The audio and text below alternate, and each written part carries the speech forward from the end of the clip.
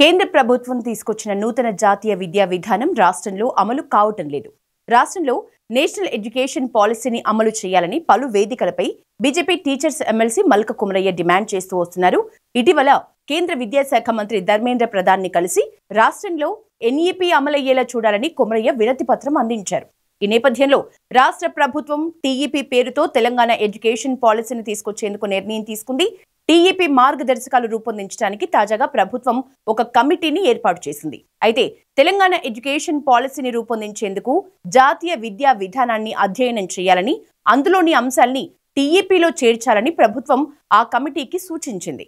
BJP teachers MLC Malka Kumaraiah కృషి ఫలితంగా national education పాలసీలోని అంశాలను రాష్ట్ర ప్రభుత్వం ఏర్పాటు చేసిన కమిటీ అధ్యయనం చేయనుంది.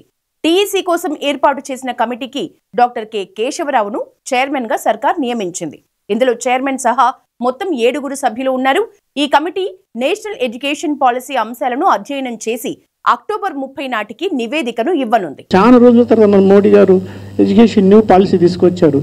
దాన్ని మన స్టేట్ గవర్నమెంట్ ఇంప్లిమెంట్ చేయలేదు. Only state in the whole country not implemented the new education policy. 2020 education policy adopt అయిపోతే దాంతో కూడా కొన్ని బెనిఫిట్స్ వస్తాయి.